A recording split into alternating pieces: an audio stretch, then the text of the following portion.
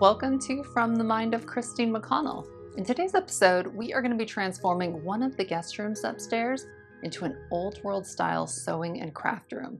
And we're going to start things off by restoring this marble fireplace back to its original finish. This room is about 165 years old, so obviously it has seen a lot of different looks and iterations. But one of the things that has been here the longest is this beautiful bird frieze that goes around the top of the room. This was actually painted by the first family's oldest daughter. Her name was Carrie Richardson, and this was her bedroom from the time she was a little girl until she died here when she was a much older woman. So she lived here her whole life. So of the things I will be changing in the room, this is the one thing that I won't be touching. Aside from the intensely blue walls, the thing that has bothered me a lot about this room since moving in is the fact that there is a fireplace that's been painted, and I know there's marble under there. So I'm getting my paint stripper out, and I'm gonna see what exactly is under all of this paint.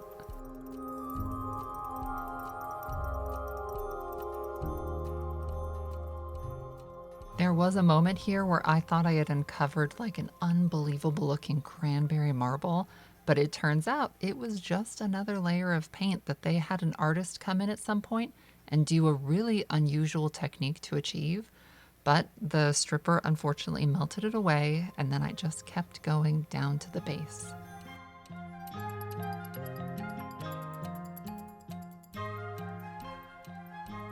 What I ended up uncovering is a really pretty, beautiful, cool-toned marble that was horribly stained from all of that paint.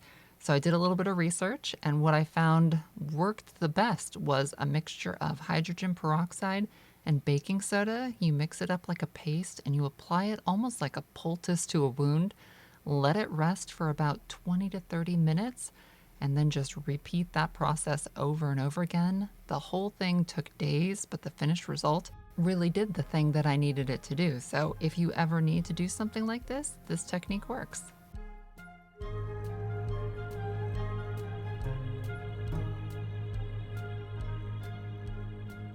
The next step I covered in a previous episode where I recreated a plaster medallion that goes up on the ceiling. I think I did that episode about a year ago, and still to this day, it is one of my favorite things that I've ever done.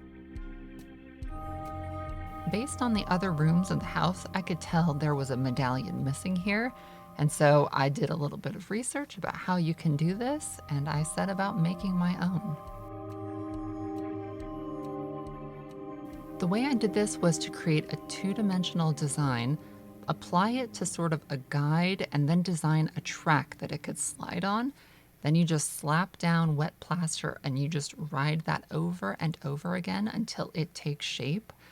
This in concept is very simple, but it was also unbelievably hard and backbreaking work.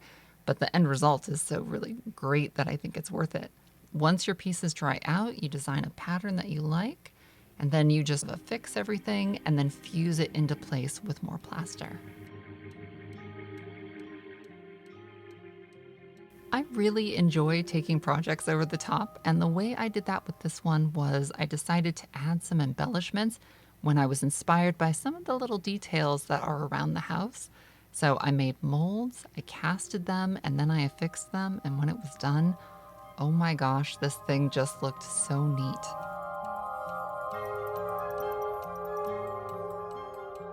Next, it was time to strip off that horrible blue paper, clean up the walls, and repaint. And the way that I'm going to do this is I make my own colors by mixing primary shades, and I'm using Carrie's frieze as my inspiration for what I want to do. And ultimately, I'm hoping to create a sort of aged gradient all up and down the wall and across the ceiling.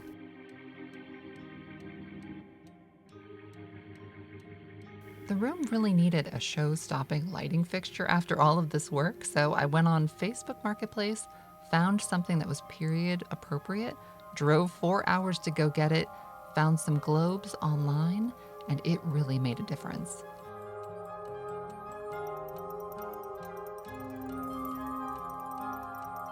I essentially used this laminate stick down flooring as a drop cloth throughout the whole project, but now it's time to peel it off, sand what is underneath here, and see if I can't stain it and make it look like a nicer floor.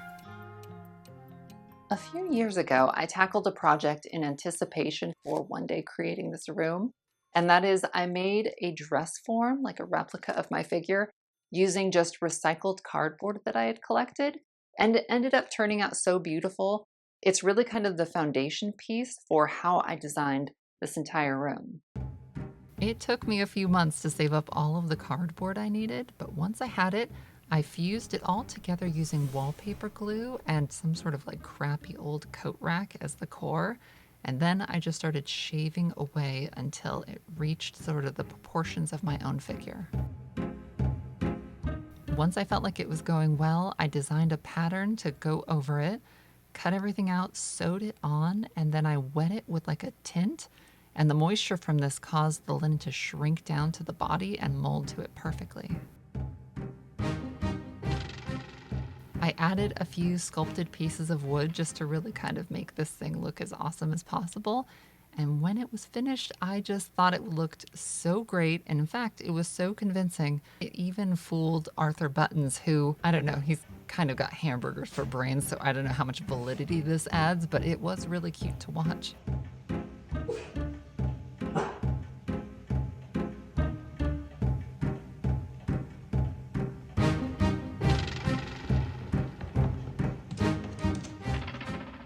All right, the base stuff is done, and now we get to move on to the furniture.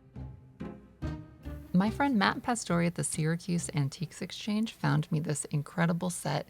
It's from the 1940s, and he explained to me it wasn't expensive at the time it was new. It's all laminates, so it's not terribly fancy. And so for that reason, I'm going to do something I'm generally not comfortable with, which is, damaging an antique. But I will say I'm being very strategic about how I'm doing it, and I will be able to put this all back together if at some point I decide to do that in the future.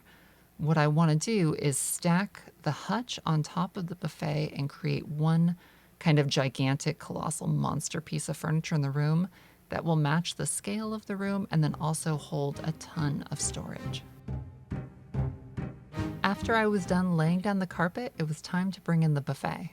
It did have this beautiful kind of decorative backing, which luckily was only screwed in, so it was really simple to just remove. I have labeled all of these pieces and attached all the screws that go with them. I'm storing them up in the attic, and should something happen to me, it should be pretty easy to puzzle this thing back together, should somebody want to do that in the future. This thing is now a serious beast, so to kind of secure it a little bit, I am adding some brackets to the backside. Because the main cabinet has glass doors, I didn't want you to be able to see my supplies, so I created a little wooden frame, and now I'm just gathering fabric over that to create a ruchetted curtain just behind the glass. In this month's Patreon video, I feature the restoration of this 1880s partner's desk. I found it at an antique store buried under suitcases, and I knew it was going to be perfect for this room. So I got it back to the house, started stripping away the stuff that wasn't original, and tidying it up. A CNC machine was used to cut out and recreate some decorative pieces that were gone. Once those were affixed, I varnished the whole thing, and the captive was amazing enough to figure out a way to find replacement keys for the desk, and so now it is able to lock and unlock again. The last steps were to recover the drawers and tabletop. Then I airbrushed the whole thing and created some new kind of gilded decorative elements that I was able to iron on.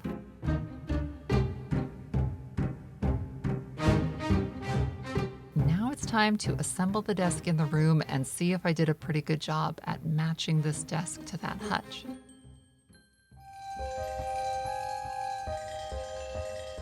The big pieces are done, and now it's getting down to some important finishing touches.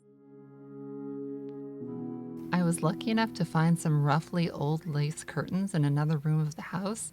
I got them in the bathtub and tinted them a slightly pinkish shade so that they would match. And then I had to go around and organize all of my threads together. And my God, did it turn out to be a whole bunch of work. There is no world in which I would be able to remember to keep plants alive in the house, so I created some artificial arrangements for the room. And then after that, I had an antique lampshade frame that had been rotting away up in the attic, and I decided to make a quick little job of just recovering it in colors that would match the room.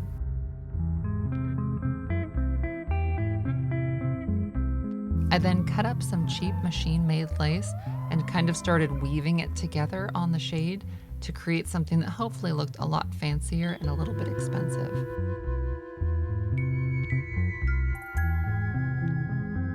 Now I'm just gonna make some homemade tassels and then the shade will be done. You know, it's a little bit funny. I have done several different lampshades. They've always taken a few weeks. Everything is meticulously hand sewn and hand painted. And this one I used glue. I I cut corners where I could and I pulled this whole thing off in a single day. And it's my favorite lampshade I've ever done. So I don't really know what to make of that. That said, we are right at the finish line and there's just a couple more projects to tackle. I had a beautiful Victorian chair that had the springs just completely sort of cattywonk, and so I hand tied them all back into place and then stapled some straps on to keep them nice and secure, and then just kind of recovered the whole thing without making too much of a project out of it. And it was drastically different. It was so much more comfortable. And I used the same fabric I used on the desk, so now everything matches perfectly. I found this amazing grandfather clock at an antique store in Ohio, and it was so amazing I had to load it up into my vehicle and drive it home. Something else I did was go to a salvage shop, find a bunch of random pieces, and make my own thread carousel.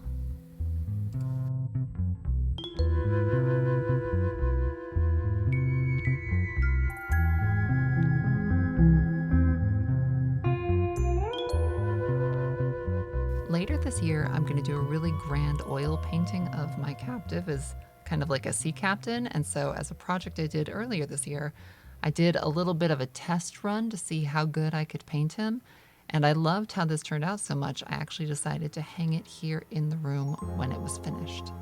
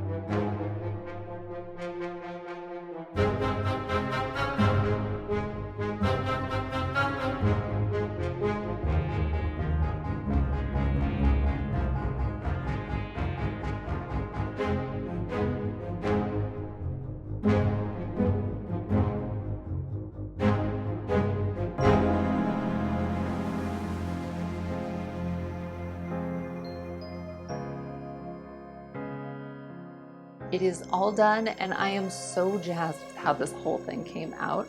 It is such a cheerful and happy room, and I am beyond excited just to see what things get made in here. If you enjoyed this episode and would like to see full-length episodes of all of the little projects that went into this, as well as so much more, follow the link below to Patreon. Thank you so much for watching, and until next time, take care of yourselves, and I'll see you again very soon.